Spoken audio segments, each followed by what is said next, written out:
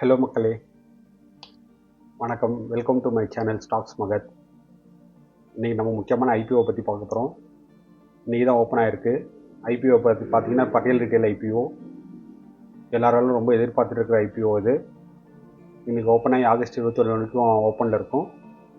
இந்த ஐபிஓ பற்றி யாரும் ட்ராக் பண்ணலன்னா ஒரி பண்ணிக்காதீங்க. இந்த வீடியோவில் A to Z Patel retail IPO பற்றி வீடியோ பார்க்கலாம். கம்பெனியோட ஸ்ட்ரென்த் என்ன, ரிஸ்க் என்ன, அனலிஸ்டோட சஜஷன் என்ன, எல்லாத்தையும் நம்ம இந்த வீடியோவில் விரிவாக பார்க்கலாம். வாங்க வீடியோக்குள்ளே போகலாம்.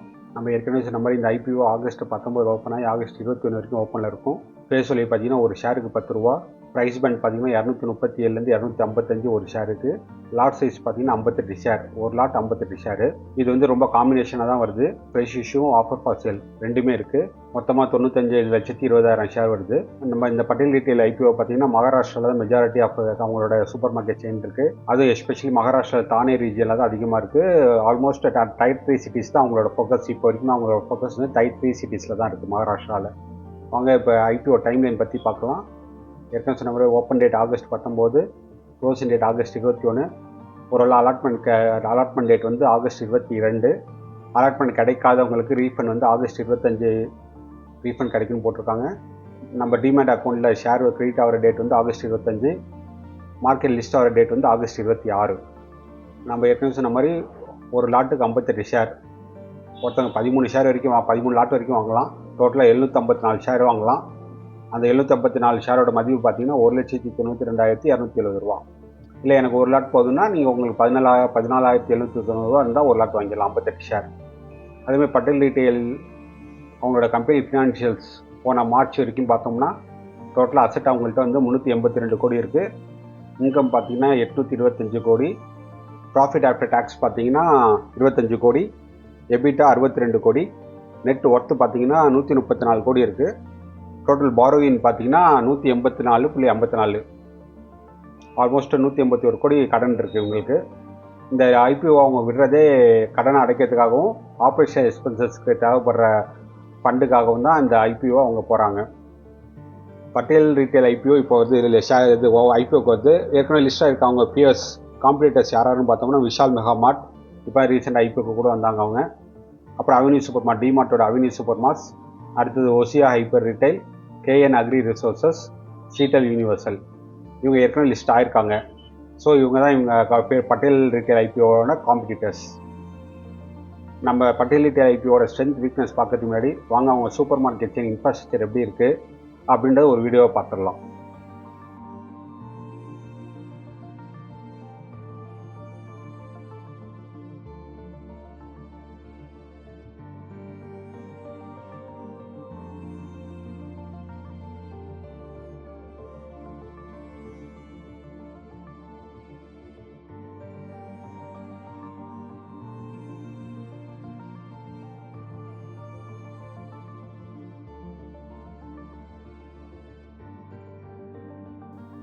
வீடியோ பார்த்துருப்பீங்க.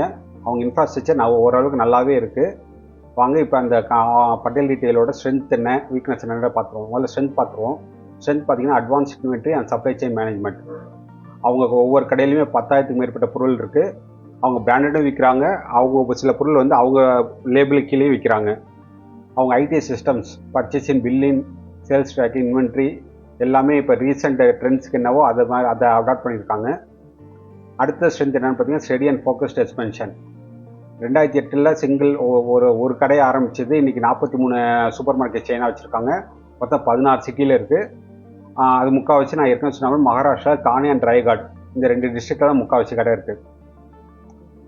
அந்தந்த சிட்டிக்குள்ளேயே நிறைய கடை இருக்குன்னா கஸ்டமர் பேஸ் அவங்களுக்கு நல்லா இருக்குது. ஆப்ரேஷன் எஃபிஷியன்சி அவங்களுக்கு நல்லாவாக இருக்குது அப்படின்ற மாதிரி அது ஸ்ட்ரென்த்துன்னு சொல்லியிருக்காங்க.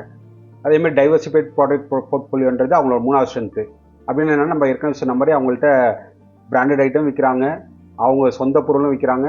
அது இல்லாமல் டெய்லி எசென்ஷியல்ஸ் என்னென்ன இருக்கோ அதுவும் விற்கிறாங்க. அவங்க சொந்த பொருள் பார்த்தீங்கன்னா இந்தியன் செஸ்கான்ட்டு அவங்களுக்கு ஒரு பொருள் அவங்க லேபிள் கீழே விற்கிறாங்க.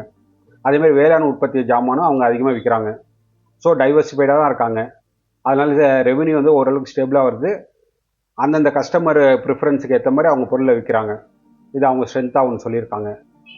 அடுத்தது பார்த்தீங்கன்னா ஸ்ட்ராங் ரீஜனல் ப்ரெசன்ஸ் சொல்லியிருக்காங்க. நம்ம ஏற்கனவே சொன்னால் மகாராஷ்டிராவில் டைப் 2 சிட்டிஸ், ஒரு பெரிய ஊரும் இல்லாமல் சின்ன ஊரும் இல்லாமல் ஒரு நடுத்தர ஊரில் இவங்க சூப்பர் மார்க்கெட் செயின் வச்சுருக்காங்க. ஸோ கஸ்டமர் லாயல் பேஸ் அதிகமாகவே இருக்கும். அடுத்த ஸ்ட்ரென்த் பார்த்தீங்கன்னா experience management, integration, operation. Promote நம்ம ஏற்கனவே சொன்ன மாதிரி ரீட்டைல் செயினில் நல்ல எக்ஸ்பீரியன்ஸ் வச்சுருக்காங்க. அதேமாதிரி அவங்க ப்ரைவேட் லேபிள் ஃபுட்டு நம்ம ஏற்கனவே சொன்ன மாதிரி அவங்க ப்ரைவேட் லேபிளாகவும் சில பொருள் மேனுஃபேக்சர் பண்ணிகிட்டு இருக்காங்க. ஸோ அதனால் அந்த குவாலிட்டி, ரிலையபிள் சப்ளை எல்லாமே அவங்கள்ட்ட பக்காவாக இருக்குது. இதெல்லாம் தான் பட்டேல் ரீட்டைலோட ஸ்ட்ரென்த். இப்போ நம்ம அதோட ரிஸ்க் என்னன்னு பார்த்தோம்னா, நம்ம ஜாகிரபி கான்சன்ட்ரேஷன் ரிஸ்க். நம்ம ஏற்கனவே சொன்ன மாதிரி ஆல்மோஸ்ட் 90% அவங்களோட கடை வந்து மகாராஷ்டிராலே தான் இருக்குது. அதை விட்டு அந்த மகாராஷ்டிரா ஸ்டேட்டை விட்டு அவங்கள்ட்ட எந்த கடையும் வெளியே இல்லை. ஸோ இது வந்து கொஞ்சம் ரிஸ்க்கான இன்வெஸ்ட்மெண்ட் அப்படின்ட்டு சில பேர் சொல்கிறாங்க. அதேமாரி அடுத்த ரிஸ்க் என்னென்னு பார்த்தீங்கன்னா ஸ்டோர் மெச்சூரிட்டி அண்ட் சேச்சுரேஷன். அவங்கள்ட்ட நம்ம ஏற்கனவே சொன்ன மாதிரி மகாராஷ்டிராவில் இருந்தாலும் அவங்களோட முக்கால்வாசி கடை வந்து 5 வருஷத்துக்கு மேலே ஆப்ரேட் ஆகிட்டு இருக்கு. ஸோ இதுக்கு மேலே க்ரோத் இருக்குமா அப்படின்றது தெரியல. க்ரோத் இனிமேல் கீழே தான் இறக்குமே தவிர மேலே ஏறதுக்கு வாய்ப்பு இருக்கா இல்லையான்றதே தெரியல இப்போதைக்கு. ஸோ அதை ஒரு ரிஸ்க்காக சொல்லியிருக்காங்க. அடுத்தது ஃபினான்ஷியல் லெவரேஜ் அண்ட் டெப்த். நம்ம ஏற்கனவே சொன்ன மாதிரி அவங்கள்ட்ட கிட்டத்தட்ட 150 கோடி கடன் இருக்குது. ஸோ டெப்ட் ஈக்விட்டி ரேஷியோ கொஞ்சம் அதிகமாகவே இருக்குது. அவங்க ரெவன்யூ க்ரோத் கொஞ்சம் கம்மியாக இருந்துச்சுன்னா இது இன்னும் சிக்கலாக இருக்கும். ஸோ இதுவும் ஒரு ரிஸ்க்காக சொல்லியிருக்காங்க. அடுத்தது பார்த்தோம்னா காம்படிட்டிவ் லேண்ட்ஸ்கேப். காம்படிஷன் அவங்கள்ட்ட அதிகமாக இருக்குது. நம்ம ஏற்கனவே சொன்ன மாதிரி அவங்க பெரிய ஊர் இல்லாமல் சின்ன ஊரில் நடுத்தர ஊரில் தான் கடை நடத்திட்டு இருக்காங்க, சூப்பர் மார்க்கெட் நடத்திட்டு இருக்காங்க. அங்கங்கே உள்ள லோக்கல் கிரானா ஸ்டோர்ஸ், மளிகை கடை மாதிரி உள்ள கடையிட்டேருந்து காம்படிஷன் அதிகமாகவே இருக்குது அவங்களுக்கு. ஸோ ப்ரைஸ் மார்ஜின் ப்ரெஷர் அவங்களுக்கு அதிகமாகவே இருக்கும். அதேமாதிரி customer and working capital dependency அவங்களோட 5வது ரிஸ்க்காக சொல்லியிருக்காங்க. அவங்க கஸ்டமர் பேஸ் நம்பி தான் அவங்க சூப்பர் மார்க்கெட் இது வரைக்கும் ரன் ஆகிட்டு இருக்கு. ஸோ அதில் ஏதாவது ப்ராப்ளம் வந்ததுன்னா கண்டிப்பாக அவங்களோட ப்ராஃபிட், கேபிட்டல் ரெக்யர்மெண்ட்ஸ் எல்லாமே அடிவாங்கும். இப்போ காமர்ஸ் அதிகமாக வந்துட்டு இருக்கிறதுனால அவங்களோட லிமிடெட் டிஜிட்டல் ப்ரெசன்ஸ் வந்து ஒரு மைனஸாக பார்க்குறாங்க. அவங்க காமர்ஸ் இது எதுலையுமே இல்லை. ஸோ அது ஒரு ப்ராப்ளமாக இருக்கும். ஸோ இதில் தான் பட்டேல் ரீட்டைலோட அசோசியேட் ஆகிருக்க ரிஸ்க்கு. ரீட்டைலோட மார்க்கெட் ப்ரீமியம் நல்லாவே போயிட்டு இருக்கு. அப் டு இப்போ வரைக்குமே இன்னைக்கு வரைக்குமே 18% ட்ரேட் ஆகிட்டு இருக்கு ஜிஎம்பி. அனலிஸ்ட் வந்து சில பேர் வந்து மிக்ஸ்டு வியூஸ் தான் கொடுத்துருக்காங்க. சில பேர் லாங் டேர்ம் இன்வெஸ்ட் நல்லா இருக்குன்றாங்க. சில பேர் வந்து கொஞ்சம் ரிஸ்க் ஃபேக்டர்ஸ் இருக்குது. ஏன்னா அவங்க ஒரு ஸ்டேட்டுக்குள்ளே தான் ட்ரேட் பண்ணிட்டு இருக்காங்க, பிஸ்னஸ் பண்ணிட்டு இருக்காங்க. அவுட் ஆஃப் மகாராஷ்டிரா அவங்கள்ட்ட எந்த பிஸ்னஸும் இல்லை. ஸோ இதில் ரிஸ்க்கும் அசோசியேட் ஆகிருக்கு அப்படின்ற மாதிரி சில அனலிஸ்ட் சொல்லியிருக்காங்க. ஃபைனலாக கன்க்ளூஷனாக நம்ம என்ன சொல்லலாம்னா, பிராந்திய வலிமை அந்த ரீஜனுக்குள்ளே நல்லா ஸ்ட்ராங்காக இருக்காங்க. அதேமாரி அவங்களோட பொருளும் பலதரப்பட்ட பொருள் விற்கிறாங்க. ஸோ அதனால் சேல்ஸ் பிரச்சனை கிடையாது இவங்களுக்கு. இருந்தாலும் யாராவது இன்வெஸ்ட் பண்ண போகிறீங்கன்னா நம்ம ஏற்கனவே சொன்ன மாதிரி அவங்க மகாராஷ்டிராக்குள்ளே தான் இருக்காங்க தவிர அவுட் ஆஃப் மகாராஷ்டிரா அவங்களோட பிஸ்னஸ் எதுவும் கிடையாது.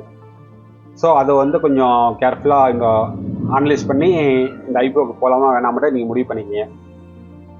இல்லை எனக்கு சூப்பர் மார்க்கெட் செயின் பிஸ்னஸ் வந்து பூம் ஆகும், நான் இந்த கம்பெனி நல்லா க்ரோத் இருக்குன்ற நினைக்கிறவங்க கண்டிப்பாக இந்த ஐபிஓ போங்க. ஏன்னா கண்டிப்பாக எக்ஸ்பென்ஷன் பண்ணுவாங்கன்ற நம்பிக்கை இருக்குது. பொறுத்து தான் பார்க்கணும் அவங்க எக்ஸ்பெண்ட் பண்ணுறாங்களா இல்லையான்னு. இதான் மக்கள் இப்போதைக்கு பட்டேல் ரீட்டைல் ஐபிஓ பற்றியான இன்ஃபர்மேஷன். உங்களுக்கு இந்த வீடியோ பிடிச்சிருக்குன்னு நினைக்கிறேன். பிடிச்சிருந்தா ஒரு லைக் பண்ணி ஷேர் பண்ணுங்கள். உங்கள் ஃப்ரெண்ட்ஸ் வேறு யாராவது ஐபிஓவில் இன்ட்ரெஸ்ட் இருந்தாங்கன்னா அவங்களுக்கு இந்த வீடியோ ஷேர் பண்ணுங்கள். மறக்காமல் சப்ஸ்கிரைப் பண்ணுங்கள். ஸோ தட் பின்னாடி இன்னுமே ஒரு ஐபிஓ ஸ்டாக் மார்க்கெட் ரிலேட்டட் வீடியோஸும் உங்களுக்கு உடனே நோட்டிஃபிகேஷன் வரும். நன்றி மக்களே.